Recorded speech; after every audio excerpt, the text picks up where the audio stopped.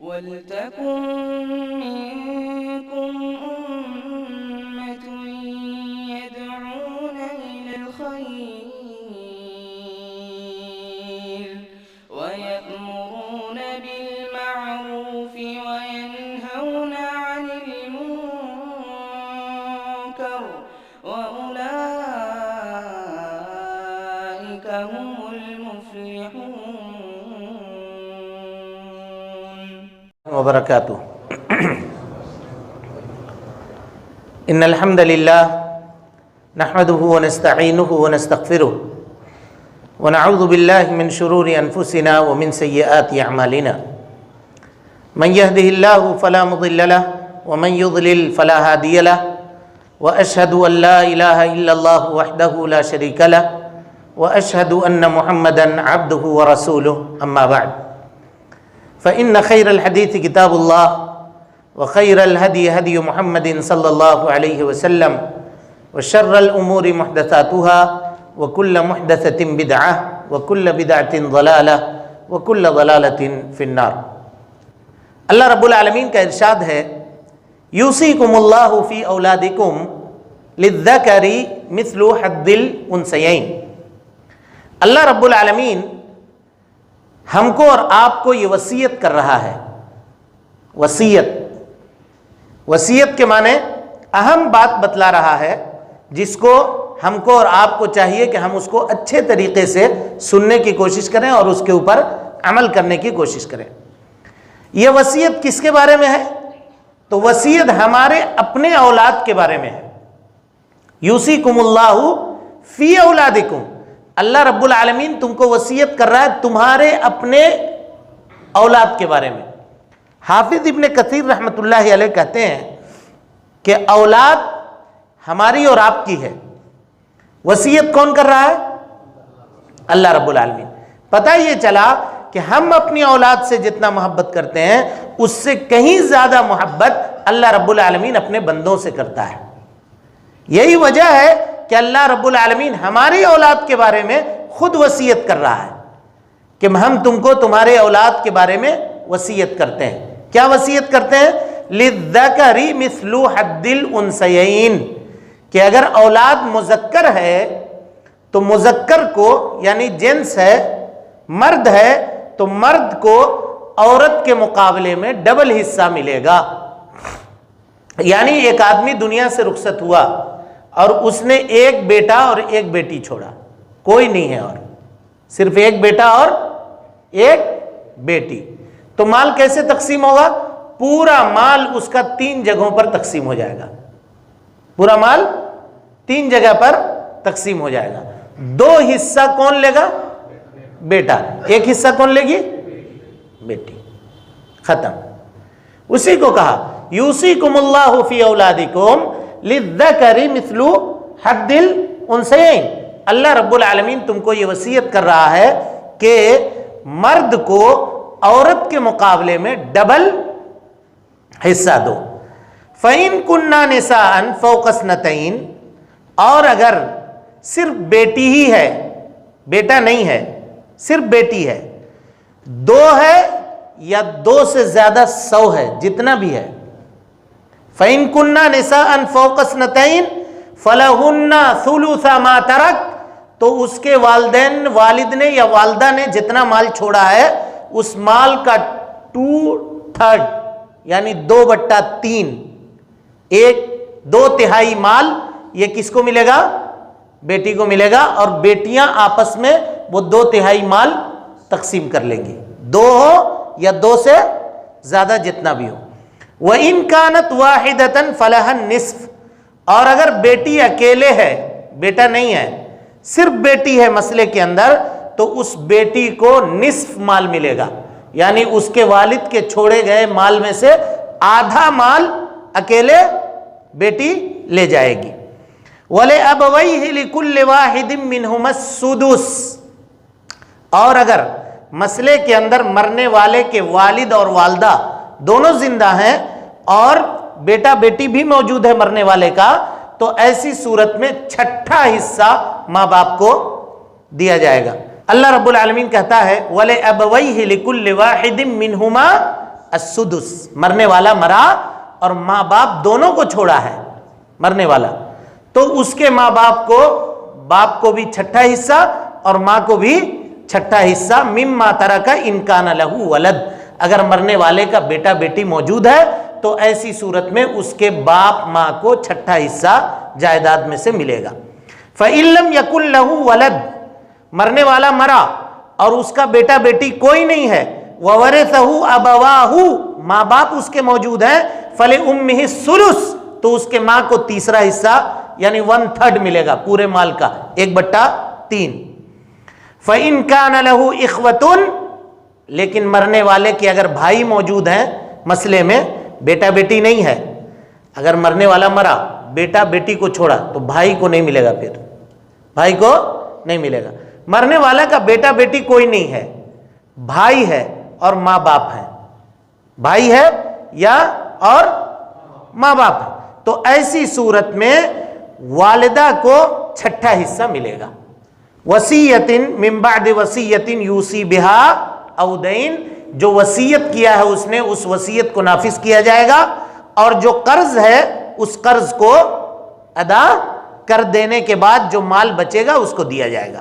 اللہ رب العالمین کہتا ہے آباؤکم و ابناؤکم، چاہے تمہارے والد ہوں یا تمہارے بال بچے ہوں، لا تدرون ایہم اقرب لکم نفعا، تم جانتے نہیں ہو کہ کون نفع سے زیادہ قریب ہے۔ یہ کیوں ہوا؟ اس لیے کہ زمانہ جاہلیت میں لوگ اپنے بیٹوں کو مال میں تو حصہ دیتے تھے لیکن بیٹیوں کو نہیں دیتے تھے، اولاد اولاد میں فرق کرتے تھے۔ آج کل کے زمانے میں بھی لوگ کرتے ہیں، اولاد اولاد میں فرق کرتے ہیں۔ شریعت کے اندر اس فرق کرنے کو نامناسب سمجھا گیا اور کہا گیا کہ تم اپنی نظر سے دیکھ رہے ہو کہ کون بیٹا یا کون بیٹی ہمارے لیے فائدہ مند ہے، حالانکہ اللہ کے علم کے مقابلے میں تمہارا علم کچھ بھی نہیں ہے، یہ فیصلہ اللہ کا ہے، اور اللہ نے جو فیصلہ کیا ہے اس فیصلے کے سامنے اپنے آپ کو سرنڈر کرو۔ ان اللہ کان علیما حکیما، اللہ رب العالمین جاننے والا ہے اور حکمت والا ہے۔ اس کے بعد اللہ تعالیٰ کہتا ہے وَلَكُمْ نِصْفُ مَا تَرَكَ أَزْوَاجُكُمْ، شوہر زندہ ہے، بیوی کا انتقال ہو گیا، تو بیوی کے مال میں سے شوہر کو کتنا ملے گا؟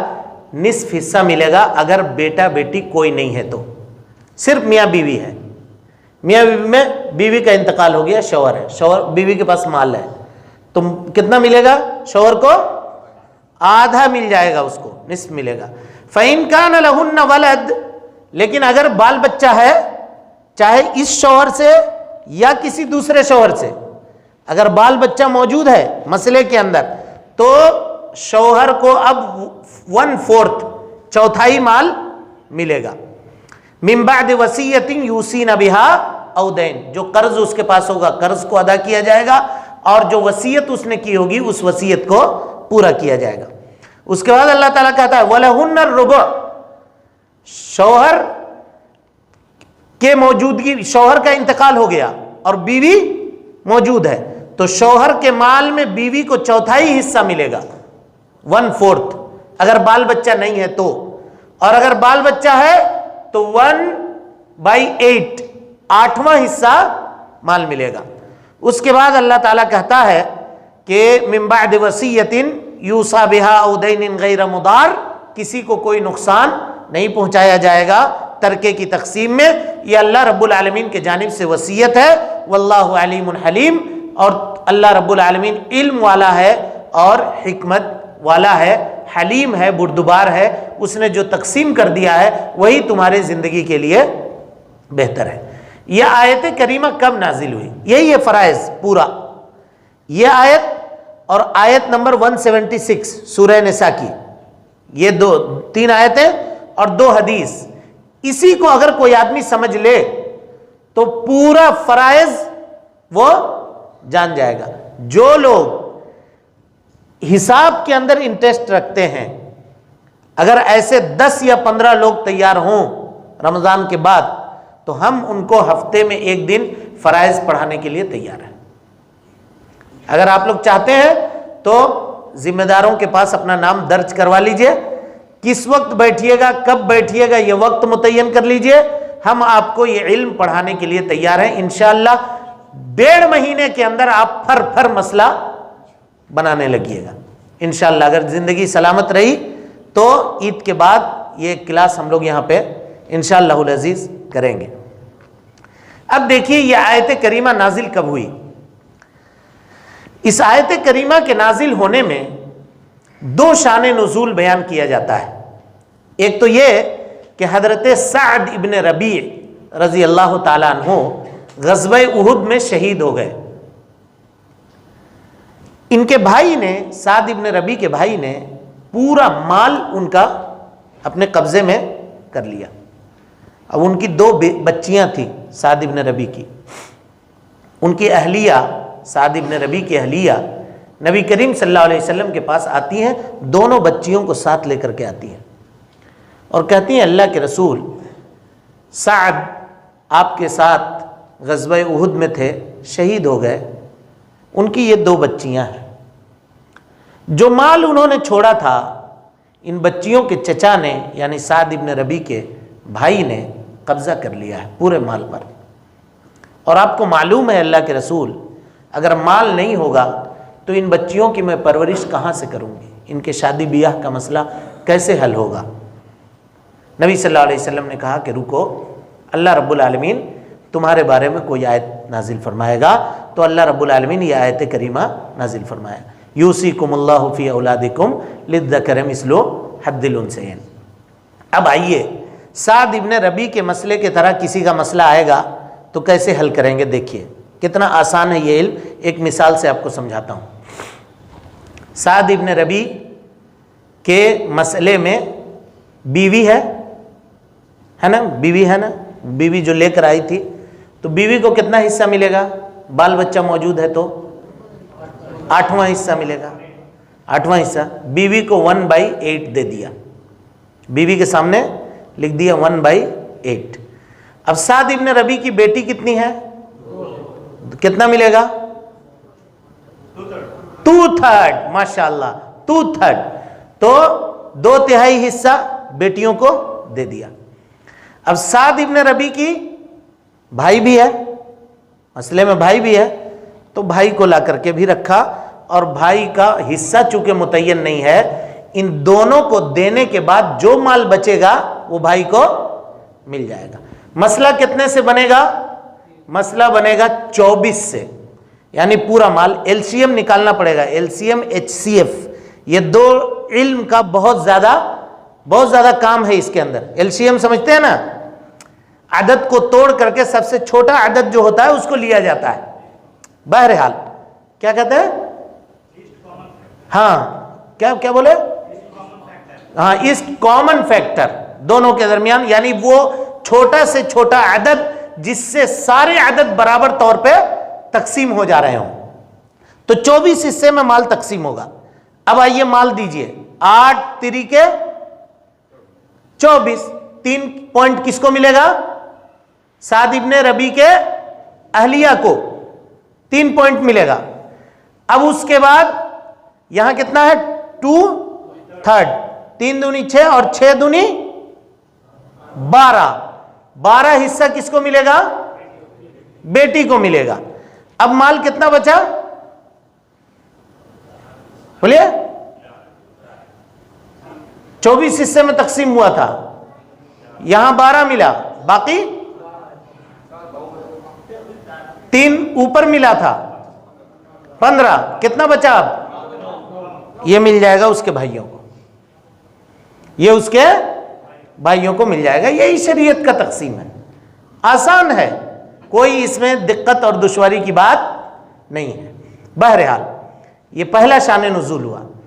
دوسرا شان نزول آیت کریمہ کا یہ ہے کہ اللہ کے نبی صلی اللہ علیہ وسلم کو پتا چلا کہ حضرت جابر ابن عبداللہ رضی اللہ عنہ بیمار ہیں بہت زیادہ.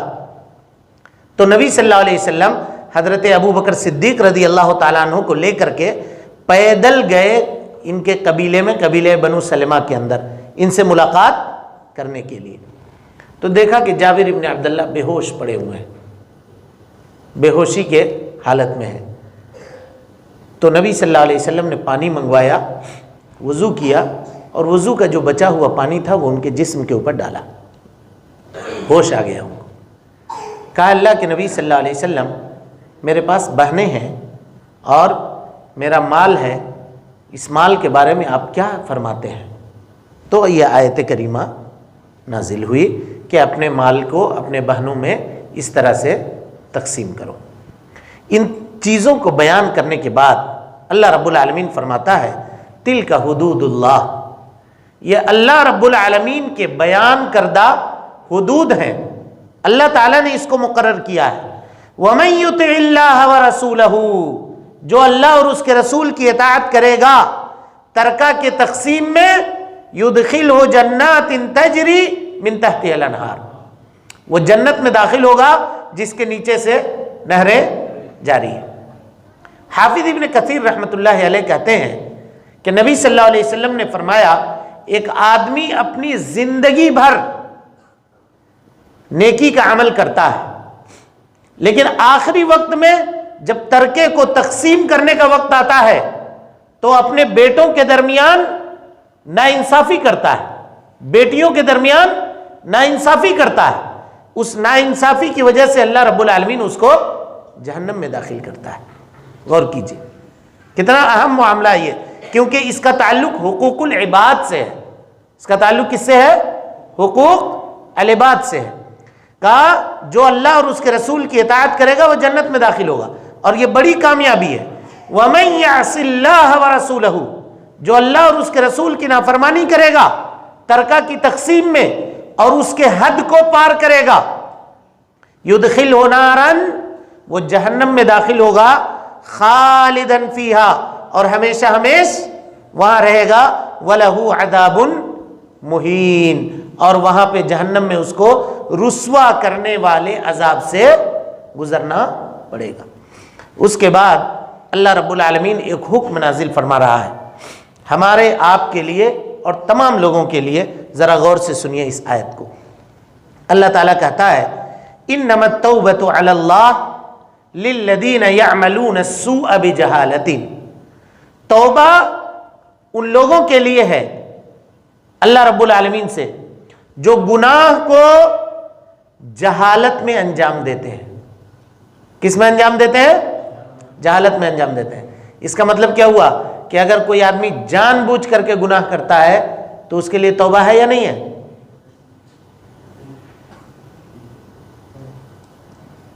ہاں, جان بوجھ کر کے اگر کرتا ہے تو,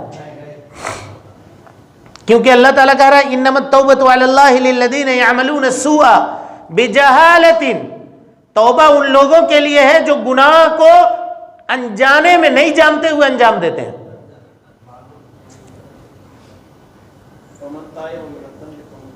ہاں,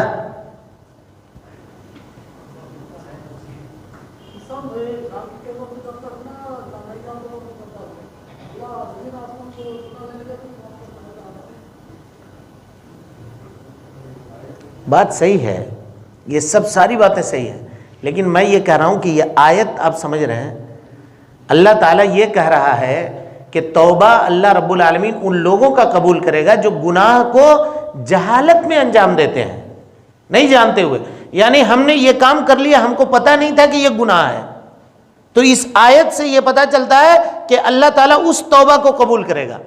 لیکن ایک شخص کو معلوم ہے کہ یہ کام ہم کر رہے ہیں یہ گناہ ہے, لیکن کر رہا ہے, تو جہالت تو نہیں ہوئی نا, پھر اللہ اس کے توبہ کو قبول کرے گا یا نہیں کرے گا, یہ سوال ہے. آیت کا ظاہر یہی کہتا ہے کہ توبہ اللہ تعالیٰ اس کا قبول نہیں کرے گا, لیکن حدیث سنیے حضرت ابو ہریرہ رضی اللہ تعالیٰ, اسی لیے کہتے ہیں نا قرآن اور حدیث منہج کس کا ہونا چاہیے؟ سلف کا, صحابہ کا منہج. اگر نہیں منہج ہوگا تو گمراہ ہو جائیے گا. اسی آیت کو پکڑ کر کے خوارج نے مسلمانوں کو کافر کہا. کافر کا مثال کے طور پہ کوئی آدمی ہے, وہ داڑھی اگر ایک مرتبہ کاٹتا ہے, یہ خوارج کا فتویٰ ہے, سنیے گا, کہ کینچی سے کاٹا ہے ایک مرتبہ ایسا, وہ آپ سے اگر پوچھے گا داڑھی کاٹنا جائز ہے کہ ناجائز, آپ کہیے گا ناجائز ہے, کہیے گا نہیں کہیے گا؟ بولیے بھائی, بھائی کم اگر کوئی کاٹتا بھی ہے چلیے، لیکن کم سے کم عقیدہ تو اس کا یہ ہے نا کہ ہم غلط کر رہے ہیں، تو آپ کہیے گا ناجائز، وہ کہے گا تم جانتے ہوئے بھی گناہ کیا، اس لیے اللہ رب العالمین تمہارے توبہ قبول نہیں کرے گا۔ جب توبہ قبول نہیں کرے گا تو کہاں جائیے گا؟ اسی لیے خوارج یہ کہتے ہیں کہ زندگی میں اگر کوئی آدمی ایک کبیرہ گناہ کا بھی ارتکاب کرتا ہے، ایک کبیرہ گناہ کا، تو وہ آدمی جہنم جائے گا اور جہنم سے کبھی بھی نکالا نہیں جائے گا۔ اور دلیل کیا پکڑتے ہیں؟ یہی دلیل ہے، للذین یعملون السوء بجہالۃ۔ حضرت ابو ہریرہ کہتے ہیں کہ نہیں، یہ مفہوم نہیں ہے آیت کا۔ آیت کا مفہوم یہ ہے کہ بندہ جو بھی گناہ کرتا ہے وہ جہالت میں کرتا ہے، چاہے جان بوجھ کر کرے یا انجانے میں کرے۔ بندہ جو بھی گناہ کرتا ہے وہ جہالت میں کرتا ہے، اور جب جہالت ختم ہوئی، ذکر اللہ یاد آ گیا، فاستغفروا لذنوبہم، اللہ رب العالمین سے اپنے گناہوں کی معافی مانگنے کے لیے آ گیا، تو اللہ رب العالمین اس کے گناہ کو معاف کر دیتا ہے۔ یا عبادی الذین اسرفوا علی انفسہم، اے میرے بندو جن لوگوں نے اپنے آپ کے اوپر ظلم کیا ہے، لا تقنطوا من رحمت اللہ، اللہ کی رحمت سے مایوس مت ہو، ان اللہ یغفر الذنوب جمیعا، اللہ رب العالمین تمہارے سب گناہ کو معاف کرنے کے لیے تیار ہے۔ اللہ تعالیٰ کا کچھ بھی نہیں بگڑے گا۔ ہم اگر کسی کو معاف کریں گے تو ہو سکتا ہے ہمارا کچھ بگڑ جائے، لیکن اللہ کا کچھ بگڑنے والا نہیں ہے۔ آدمی اپنے اوپر اللہ رب العالمین کے معاملات کو قیاس نہ کرے۔ اس کے بعد اللہ تعالیٰ کہتا ہے ثم یتوبون من قریب انما التوبۃ علی اللہ للذین یعملون السوء بجہالہ ثم یتوبون من قریب، پھر وہ قریب میں توبہ کرتے ہیں۔ اس کا مطلب یہ ہوا کہ گناہ کرنے کے بعد اگر آدمی توبہ دیر سے کر رہا ہے تو اس کا توبہ قبول ہوگا کہ نہیں ہوگا؟ کیسے ہوگا؟ یہاں قریب کا معاملہ ہے، قریب قریب۔ پھر کہیے گا چلیے سلف نے اس آیت سے کیا سمجھا ہے؟ حضرت ابو ہریرہ کی دوسری روایت آئے گی، کہتے ہیں ابو ہریرہ رضی اللہ تعالیٰ عنہ، بخاری کی روایت ہے، ان اللہ یقبل توبۃ عبد المؤمن، اللہ رب العالمین، یا توبۃ العبد، اللہ رب العالمین اپنے بندے کے توبہ کو قبول کرتا ہے، ما لم یغرغر، جب تک وہ غرغرے کی حالت میں نہ پہنچ جائے۔ اب اگر سانس اٹک گئی ہے، غرغرے کی کیفیت میں ہے، اب کیا کہہ رہا ہے کچھ سمجھ میں نہیں آ رہا ہے، تو اب اس سے تکلیف اٹھا لی گئی، اب اس کے اوپر نماز یا اس طرح کی کوئی بھی چیز اب فرض نہیں ہے، تکلیف اٹھا لی گئی۔ اب اس وقت وہ توبہ کرے گا تو اس کی توبہ قابل قبول نہیں ہوگی، لیکن اس وقت سے پہلے اگر وہ آدمی توبہ کر لے تو اللہ رب العالمین اس کے توبہ کو قبول کرنے کے لیے تیار ہے۔ تو پتہ یہ چلا قریب سے مراد کیا ہے؟ آدمی جب گناہ کرتا ہے اس وقت سے لے کر کے اس کے مرنے سے پہلے تک اگر توبہ کر لے تو کر لے۔ اب کہیے گا چلیے بہت موقع ہے ہم کو، تو کس کو پتا ہے کہ کون کب مرے گا؟ کسی کو پتا ہے؟ سب یہاں موجود ہیں، صبح میں ہم لوگ سب جمع ہو سکیں گے نہیں ہو سکیں گے، کوئی گارنٹی نہیں دے سکتا ہے۔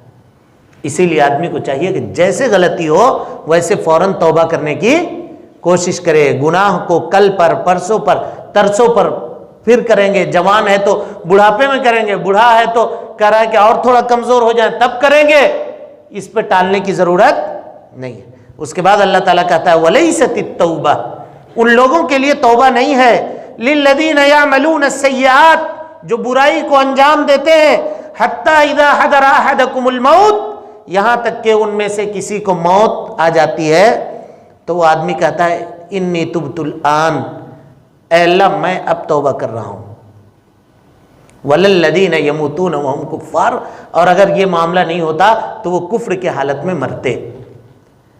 اللہ رب العالمین ایسے لوگوں کے توبہ کو قبول نہیں کرتا۔ ایک آدمی کو دیکھیے گا صحت مند ہے، سب کچھ ٹھیک ٹھاک ہے، کبھی کہیے اللہ کے راستے میں کچھ مال خرچ کر دو، کہا نہ، لیکن بیمار پڑا، پریشان ہوا تو پھر مال اللہ کے راستے میں خوب نکال رہا ہے، وہ غریب کو دے دو، فلاں کو دے دو، اس کو دے دو، اس کو دے دو، اس کو دے دو.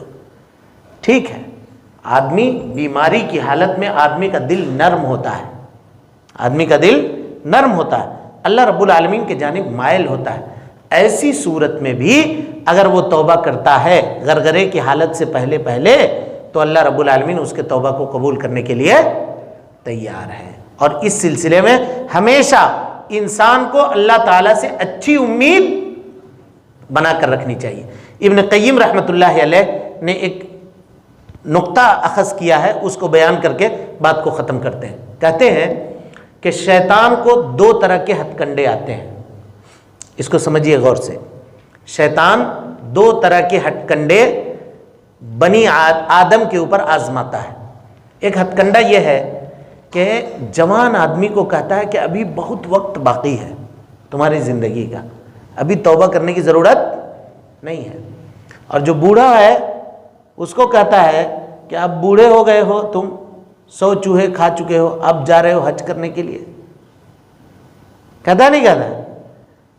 اور اگر بیچارہ کوئی بھولا بھٹکا بوڑھا توفیق ہو گئی اللہ رب العالمین کی وہ مسجد پکڑ لیا تو لوگ اس کو دیکھتے ہیں ٹیڑھی نگاہ سے، دیکھو ابھی تک کہاں تھا، کیا حالت تھی اس کی، جوانی میں یہ کرتا تھا، اب وہ آ رہا ہے. وہ دیکھنے کی ضرورت نہیں ہے.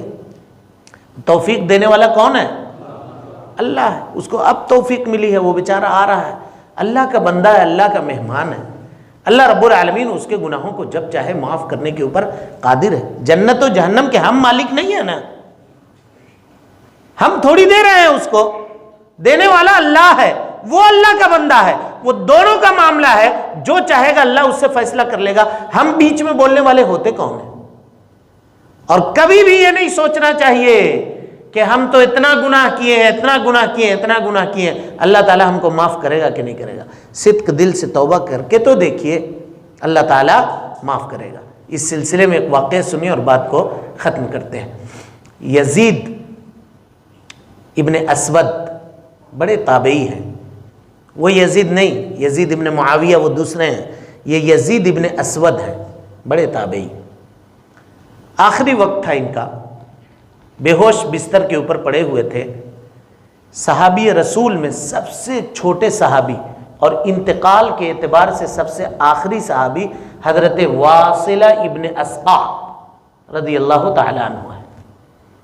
ان کو پتہ چلا مدینے میں کہ یزید بیمار ہے اور بستر کے اوپر پڑے ہوئے ہیں. تو انہوں نے، ان کو بھی نظر نہیں آتا تھا، انہوں نے اپنے ایک شاگرد سے کہا کہ ذرا مجھ کو لے چلو یزید کے گھر، ذرا دیکھتے ہیں وہ بستر پہ بیمار پڑا ہوا ہے. ان کے شاگرد لے کر کے آئے، دروازے پر دستک دی تو یزید نے، بے ہوش پڑے ہوئے تھے وہ بستر کے اوپر، گھر سے آواز آئی کہ بے ہوش ہیں بستر میں. کہا ٹھیک ہے مجھے لے چلو وہاں پہ. لے کر گئے. کسی نے خبر دیا کہ صحابی رسول آئے ہیں حضرت واصلہ ابن اسقع. صحابی رسول کا نام سن کر کے وہ تھوڑا ہوش میں آئے، بات کھل گئی، ذہن اللہ رب العالمین نے گویائی دی، لوٹ گئے. سلام کلام ہوئی، بات چیت ہوئی. تو یزید جو ہیں وہ بستر کے اوپر اپنا ہاتھ ٹٹولنے لگے ایسا. تو واصلہ ابن اسقع سمجھ گئے کہ یہ ہاتھ چاہتا ہے میرا. ہاتھ انہوں نے بڑھا دیا، ہاتھ پکڑا دونوں ہاتھ سے، اس کو سینے پہ لگایا، اس کو سر کے اوپر رکھا. کہا کہ یہ صحابی کا ہاتھ ہے، اللہ کے نبی جناب محمد رسول اللہ صلی اللہ علیہ وسلم سے اس ہاتھ نے مصافحہ کیا ہے. بات چیت یہ ہو گئی. اس کے بعد واصلہ ابن اسقع نے پوچھا ان سے کہ یزید یہ بتاؤ، اس وقت تم اپنے رب سے کیا امید رکھتے ہو؟ تمہارا آخری وقت ہے، اس وقت تم اپنے رب سے کیا امید رکھتے ہو؟ یزید نے کہا اہلکتنی ذنوبی، مجھ کو میرے گناہوں نے ہلاک کر دیا ہے، مجھ کو میرے گناہوں نے ہلاک کر دیا ہے. وشفت علی ہلاکتی، اور میں اپنی ہلاکت کو اپنی نگاہوں کے سامنے دیکھ رہا ہوں. ولیکن، لیکن ارجو اللہ العفو والعافیہ، اللہ رب العالمین سے میں عافیت کی امید رکھتا ہوں. کہا کیوں؟ اس لیے کہ میں اس رب کا ماننے والا ہوں جس نے اپنے عذاب کے اوپر اپنے رحمت کو بھاری کیا ہوا ہے. اللہ رب العالمین کی رحمت اور اپنے فضل سے اللہ تعالیٰ مجھ کو بخش دے گا۔ یہ سننا تھا کہ صحابی رسول واصلہ ابن اسقا کھڑے ہو گئے اور کہا اللہ اکبر، زور سے آواز لگائی۔ یہ آواز سن کے ان کے گھر میں جتنے لوگ موجود تھے سبوں نے کہا اللہ اکبر، یہ خوشی کا نعرہ تھا۔ اور اس کے بعد واصلہ ابن اسقا نے کہا فإنی سمعت رسول اللہ صلی اللہ علیہ وسلم یقول، میں نے اللہ کے نبی صلی اللہ علیہ وسلم کو یہ کہتے ہوئے سنا ہے لا یموتن احدکم، تم میں کا کوئی آدمی ہرگز ہرگز نہ مرے مگر یہ کہ وہ اللہ سے اچھی امید رکھے، اللہ رب العالمین سے جیسی امید رکھے گا اللہ تعالیٰ اس کے ساتھ ویسے ہی معاملہ کرے گا۔ کبھی بھی اللہ کی رحمت سے کسی کو مایوس نہیں ہونا چاہیے، کبھی یہ نہیں سوچنا چاہیے کہ جوانی میں ہم نے یہ کیا ہے ہم کو اللہ تعالیٰ کیسے معاف کرے گا۔ ہم یہ فیصلہ کرنے والے نہیں ہوتے، وہ غفور الرحیم ہے، بڑے بڑے گناہوں کو بخشنے کے اوپر قادر ہے۔ وہ اگر ہمارے سارے گناہوں کو بخش دے گا تب بھی اس کے میں کوئی فرق پڑنے والا نہیں ہے۔ یہ امید، یہ مضبوط رشتہ اپنے رب سے ہم کو اور آپ کو قائم کرنے کی ضرورت ہے۔ یہ رشتہ آج ہمارا ٹوٹ چکا ہے، ختم ہو چکا ہے، گناہوں سے ہمارے دل بوجھل ہو چکے ہیں، اللہ رب العالمین کی قدر اور اس کی منزلت کو پہچاننا ہم لوگوں نے چھوڑ دیا ہے۔ نتیجہ یہ ہے کہ ہم مایوس ہیں، اور جب اللہ سے مایوس ہیں تو اللہ رب العالمین پستی میں، ذلت میں اور ہم کو نیچے گرا رہا ہے۔ اگر اللہ سے رشتے کو ہم نے مضبوط کر لیا، اپنی امید اللہ سے استوار کر لی، تو اللہ رب العالمین آج بھی ہماری مدد کرنے کے اوپر قادر ہے۔ اللہ رب العالمین سے دعا ہے کہ اللہ تعالی ہمیں اور آپ کو حسن عمل کی توفیق دے، رب العالمین ہماری اصلاح فرمائے، نیکیوں کو قبول کرے، سیئات سے درگزر فرمائے، جب تک زندہ رکھے دین اسلام پہ زندہ رکھے، اور جب اٹھائے ایمان پہ اٹھائے۔ آمین۔ وآخر دعوانا ان الحمدللہ رب العالمین۔